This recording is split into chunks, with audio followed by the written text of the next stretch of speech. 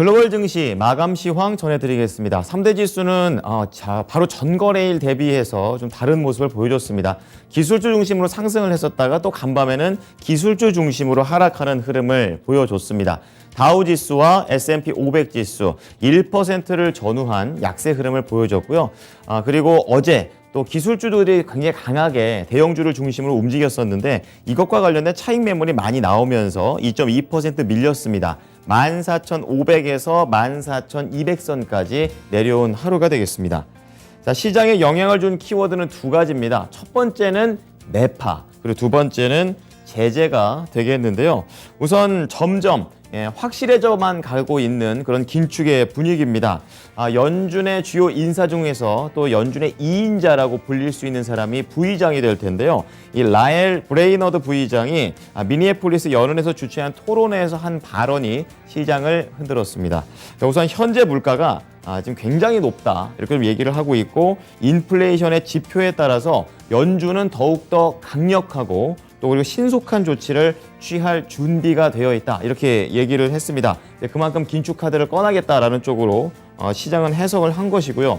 뭐 대표적으로 대차 대조표와 관련된 발언도 했습니다. 긴축 카드가 되겠는데 이제 이전보다 더 빠르게 진행될 것으로 예상한다 이렇게 얘기하면서 시장에서 이렇게 설만 오고 가는 것보다 연준의 직접적인 이런 인사가 힘 있는 인사가 얘기를 하게 됨으로써 시장에서는 부담을 느꼈습니다. 실제로 이 발언이 나온 다음에 국채 금리가 변동성을 크게 보였었는데요.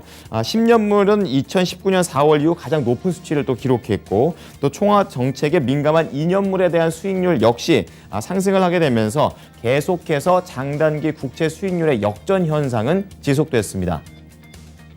자, 그리고 러시아에 대한 제재가 더욱더 강력해지고 있는 그런 상황입니다. 미국에서도 그렇고 EU에서도 그렇습니다. 미국 쪽에서는 돈줄을 죄고 있고요. 또 EU 쪽에서는 에너지를 또 죄고 있는 그런 상황이 되겠는데요. 자, 월스트리트 저널에 따르면 이제 미국이 일부 이 러시아들의 대표 대형은행과 관련해서 추가적인 제재에 나설 것이다라는 보도가 나왔습니다. 소식통에 따르면 지금 러시아가 보유하고 있는 해외 자산을 더욱더 동결하는 방향 쪽으로 갈 것이다라는 그런 전문가들의 추측들이 나오고 있는데요. 이미 초기 제재로 인해서 80% 정도가 묶여 있습니다. 그런 가운데에서 나머지 20%를 더 옥죄는 그런 좀 더 핵심으로 다가가는 그런 흐름으로 시장에서는 제재가 강해지고 있다라고 경고를 내놨습니다. 자, 다음은 섹터와 업종별 흐름 체크해 보겠습니다. 분위기가 어제랑 완전히 180도 달라지는 그런 내용이 되겠습니다. 하락하고 한 업종이 훨씬 더 많이 나온 상황이 되겠고요. 어제 상승률 1위를 기록했던 것이 경기소비재였습니다. 이제 여기에서 하락률 1위로 완전히 뒤집히는 그런 흐름이 나와줬고요. 그 뒤로 IT와 에너지 관련된 종목들이 전반적인 하락세를 보여줬습니다. 그리고 유틸리티 쪽에서 올라가게 되면서 시장은 공격적인 내용보다는 상당히 방어적으로 움직였다라고 보시면 되겠습니다. 자, 이어서 종목별로 좀 더 자세하게 보겠는데요. 뭐 앞서 모르는 재료는 없었습니다. 추가 악재는 없는 상황에서 기존의 악재들에 대한 이런 압박이 더 강했다라는 게 간밤 시장의 특징이 되겠는데요. 지금 이렇게 쭉 그림을 보시게 되면 어제랑은 확실히 다른 것이 어제는 대형 IT 종목들이 다 오르게 되면서 강한 녹색 불을 켰다면 간밤에는 완전 반대로 빨간색 불을 켜게 되면서 대형 IT 종목들의 투자 심리가 상당히 위축됐다라는 것을 확인해 볼 수가 있습니다. 아무래도 이 매파 연준의 발언 때문에 그런 부담을 느꼈고요. 거기에 어제 또 워낙에 잘 갔죠. 이제 그런 것이 겹치게 되면서 대부분 밀렸습니다. 특히 어제 상승률이 가장 컸었던 성장주였던 이 테슬라 4.7%나 밀리면서 $1,100를 하회했습니다. 그러니까 이른바 1,100슬라를 다시 한번 밑도는 그런 모습이었었고요. 그리고 아마존 역시 상승폭이 컸었는데 이러한 상승폭 상당히 내놓는 모습을 연출을 했습니다.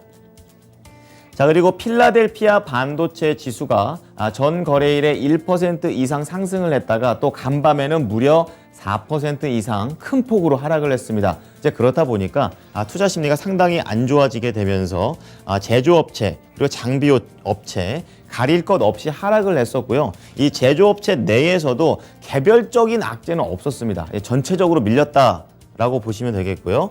비메모리 쪽에서 엔비디아가 5.2%나 하락을 했고 또 국내 SK 하이닉스 쪽에 또 영향을 많이 미치는 것이 마이크론 테크놀로지가 될 텐데요. 테크놀로지 역시 3.9% 밀리면서 뭐 적게 밀린 게 3%, 많게 밀린 것은 거의 6%에 육박하는 상당히 깊은 하락폭을 보여줬습니다. 자, 그리고 금융주도 보겠는데요. 금융주 입장에서는 이렇게 연준의 부의장이 긴축에 대한 시그널을 강하게 가고 더 금리를 강하게 인상한다. 그러면 호재인데요. 그럼에도 불구하고 제한적으로 밀려 내려갔습니다. 뭐 JP 모건 체이스 1.8% 그리고 시티은행 같은 경우에는 2.3% 하락을 했습니다. 자, 오히려 투자 심리가 좀 안 좋았다라는 걸 반영을 하는 것인데요. 금리 역전 현상에 초점을 맞췄고 공격적인 그런 연준의 금리 인상 재료는 묻히는 그런 내용을 볼 수가 있었습니다. 자, 오른쪽으로 넘어와 보시면 이렇게 다 밀리는 가운데 헬스케어 쪽에서는 상승을 하는 흐름이었습니다. 자, 어제 밀렸던 부분을 거의 좀 메꿔내는 그런 흐름이라고 보시면 되겠고요. 조정에 따른 반발 매수세도 있었지만 뭐 대부분의 종목이 다 올라간 건 아닙니다. 오른 것도 한 0.5% 정도 수준, 그리고 하락한 종목들도 상당히 많이 포착이 되고 있는데요.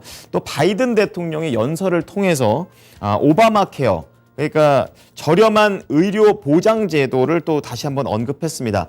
이 제도가 나오게 되면은 또 매출에 또 타격을 입을 수 있기 때문에 관련된 제약회사들이 전반적으로 제한적인 상승에 그쳤다라고 보시면 되겠고요. 그중에서 상승폭이 가장 컸던 게 유나이티드 헬스케어와 관련된 그런 시스템과 관련된 그런 내용이 되겠는데요. 지금 밀고 있는 대형 M&A가 있습니다. 자금에 대한 부담도 그만큼 컸다라는 내용이 있었었는데 이거를 올해 여름 안에 좀 해결을 한다고 했지만 이 M&A를 사정상 연말까지 미루게 되면서 우선 단기적으로는 매출에 대한 그런 자금에 대한 그런 부담감을 털었다는 측면에서 상승을 했습니다. 자, 그리고 마지막으로 소비재 체크해 보겠는데요. 지금 혼조 흐름을 보이고 있고 오른 종목도 약간 0.3% 정도, 내린 종목도 한 0.5% 안쪽으로 굉장히 좀 그 내부적인 흐름에서 좀 팽팽했다라고 보시면 되겠는데요. 3월 서비스업이 호조를 보였습니다. 경제 지표가 잘 나오게 되면서 이제 어느 정도 시장에서 반영이 된 그런 섹터다라고 볼 수가 있겠는데요. 지금 일하는 사람이 조금 더 많이 늘어나게 됨으로써 소비자에 대한 지갑이 좀 더 여력이 생겼다라는 측면으로 움직였습니다. 대표적으로 뭐 달러 제네럴이 1.3% 그리고 이 밀키트와 관련된 종목들이 상대적으로 강했습니다. 제네럴 밀스가 0.9% 그리고 우리나라에서 스팸으로 잘 알려져 있는 호멜푸드도 1.1% 상승하면서 거래를 마쳤습니다. 자, 특징주 체크해 보겠습니다. 어제에 이어서 오늘도 트위터를 보겠습니다. 지금 테슬라 일론 머스크 CEO가 또 최대 주주로 올라가게 되면서 어제 또 두 자리대 상승률을 보여줬었는데요. 오늘 추가적인 상승이 나왔습니다. 3.1%. 지금 테슬라의 일론 머스크 CEO가 트위터의 이사회에 합류했다라는 내용이 나왔고요. 또 현 트위터 CEO 역시 이사회에 큰 가치를 가져다 줄 것이다. 변화가 기대된다라는 긍정적인 반응입니다. 그리고 머스크 CEO와 돈나무 언니로 알려져 있는 캐시우도 역시 긍정적으로 앞으로 트위터를 바꿀 수 있다는 기대감을 언급하게 되면서 추가 상승이 나옵니다. 51달러 중반에서 거래를 마쳤습니다. 자, 두 번째 특징주로는 카니발 코퍼레이션 체크해 보겠습니다. 그러니까 놀러 다닐 수 있는 놀자주의 대표적인 종목이 되겠고 크루즈를 운행하고 있는 그런 회사가 되겠습니다. 2.7% 상승을 하게 되면서 이날 리오프닝 종목들 중에서는 유일하게 상승세를 켰던 그런 내용을 보여줬는데요.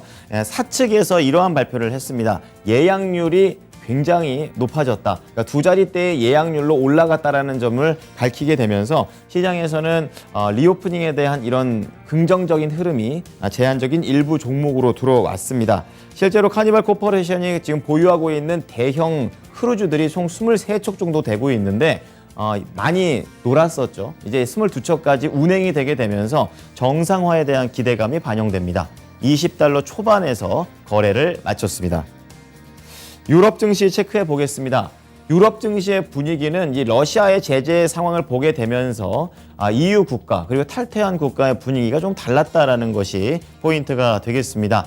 독일 닥스 지수는 0.3%, 프랑스 캬크 지수는 1.2%로 상대적으로 더 많이 밀리는 흐름을 보여줬고요. 원자재 관련된 종목들이 조금 더 약했던 흐름이었습니다. 다시 한번 강해진 흐름을 보여줬습니다. 그리고 EU에서 탈퇴한 영국 같은 경우에는 0.7% 상승률을 오히려 보여주게 되면서 약간은 다른 행보를 보여줬습니다. 자, 상품 시장 마지막으로 좀 체크를 해보겠는데요. 자, 유가가 조금 더 밑으로 내려왔습니다. 그렇지만 여전히 100달러대를 유지하는데요. 1.3% 하락하면서 101달러. 아무래도 러시아에 대한 제재 영향도 있고 또 상하이 봉쇄와 관련된 내용이 동시에 영향을 미치게 되면서 공급에 대한 수요에 대한 그런 우려가 반영이 되고 있습니다. 자, 그리고 비철금속 시장은 대부분 하락을 했고요. 이러한 분위기 속에서 구리 가격도 0.6% 약간 저조한 흐름을 보여줬고요. 그리고 안전자산인 금값은 0.3% 하락을 하게 되면서 이 채권 금리가 내려가게 된 점을 그대로 좀 반영했습니다. 반대로 수익률을 올라가게 되면서 4.8bp 오르면서 10년물이 2.46% 그리고 단기물이 2년물은 이것보다 좀 높게 되면서 금리 역전 현상은 간밤에도 이어졌습니다. 자, 미국 현지 연결해 보겠습니다. SH 인베스트먼트 김선영 연구원입니다. 연구원님 안녕하세요.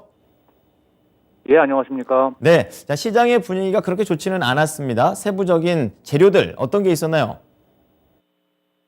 예, 연준의 공격적인 금리 인상에 대한 우려가 높아진 데 따라 IT 업종 하락에 두드러진 모습을 보이면서 오늘 뉴욕 증시는 3대 지수가 모두 하락했으며 그중 나스닥이 어제와 반대로 2.9% 넘게 급락세를 보였습니다. 연준 내 2인자인 라일 브레이너드 부의장이 인플레이션을 억제하기 위해 빠르게 공격적으로 움직일 필요가 있다고 밝힌 점이 투자 심리를 위축시킨 건데요. 그녀는 미니애폴리스 연방은행이 주최한 토론을 통해 통화긴축은 대차 대조표의 빠른 축소와 꾸준한 기준금리 인상을 포함한다면서 현재 인플레이션이 너무 높고 상방 리스크가 있다며 FOMC는 인플레이션과 기대 인플레이션이 더욱 강력한 조치가 정당화하는 것을 보여줄 경우 그렇게 할 것이라고 강조하면서 대차 대조표 축소 역시 이전보다 상당히 빠르게 진행될 것으로 예상한다고 덧붙였는데요. 금융시장은 현재 연준이 5월 FOMC에서 50 베이시스 포인트 기준금리를 인상하고 대차 대조표 축소를 시작할 것으로 보고 있는 가운데 오늘 그의 이 같은 언급이 시장의 이 같은 관측에 더 무게를 실었다는 분석입니다. 이 같은 공격적인 금리 인상이 향후 미국 경제 위축을 가져올 수 있다는 우려가 높아진 가운데 미국 경제의 가장 큰 부분인 3월 서비스업 경기가 전달보다 다소 개선된 것으로 나타나면서 오늘 시장의 추가 하락을 저지했는데요. 먼저 전미 공급관리자협회 ISM에 따르면 지난 3월 미국의 서비스업 PMI 지수가 58.3으로 전달에 56.5보다 개선된 것으로 나타났습니다.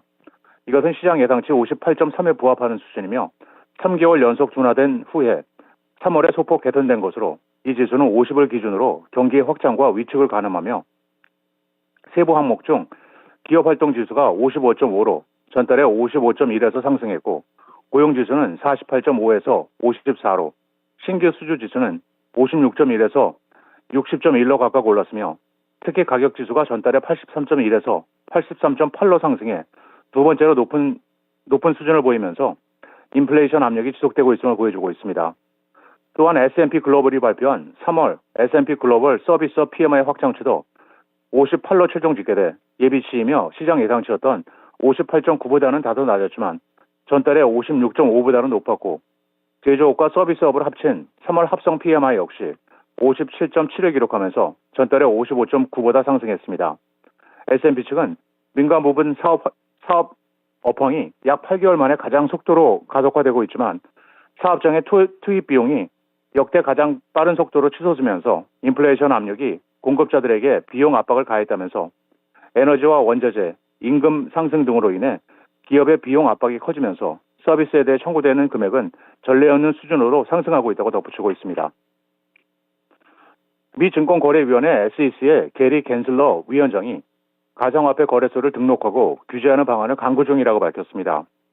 그는 가상화폐 거래 및 대출 플랫폼에서 하루에 약 1,000억 달러 규모의 거래가 이루어지고 있고 이 거래의 약 99%가 규모가 큰 거래소 5곳에 집중되어 있으며 탈중앙금융 DEFI도 유사하게 거래되면서 80% 가까이가 이들 5곳에 집중되어 있다고 밝혔는데요. 그는 SEC가 증권거래 플랫폼을 감독하는 기구지만 현재 SEC 직원을 통해 증권과 증권이 아닌 것이 섞여서 거래되는 플랫폼은 어떻게 등록하고 규제하는 것이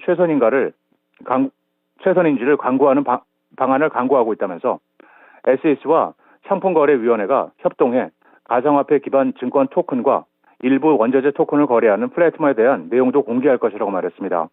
그는 또한 이러한 가상화폐 플랫폼은 전통적으로 규제를 받는 거래소와 비슷한 역할을 한다며 그렇기 때문에 투자자들도 동일한 방식으로 보호받아야 된다며 기업이 사기나 조작을 막아주는 가상화폐 시장을 구축한다면 고객들도 더욱 많이 신뢰를 하게 될 것이라고 설명했습니다.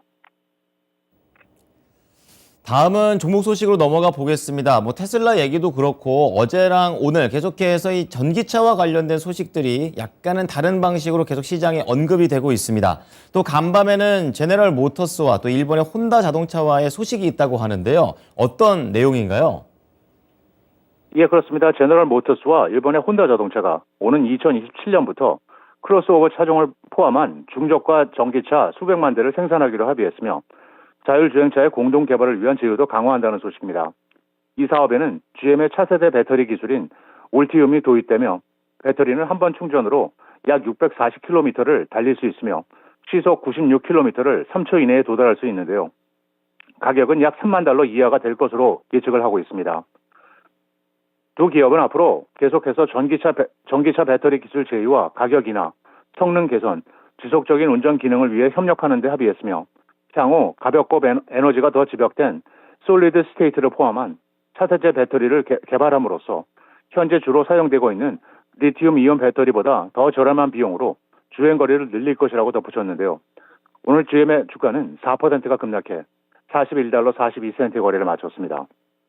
마지막으로 내일은 에너지청의 주간 원유 재고, 모기지은행협회 주간 모기지 신청 건수, 그리고 지난달 열렸던 3월 FOMC의 의사록이 공개되며 개장 전 심플리 굿푸드, 틸레이, 슈니처 스틸, 그린 브리어, 회장 후에는 리바이 스트라우스, 리소시스 커넥션, 페로 코퍼레이션이 지난 분기 실적을 발표합니다. 네, 지금까지 SH 인베스트먼트 김선영 연구원과 이야기를 나눠봤습니다. 연구원님 잘 들었습니다.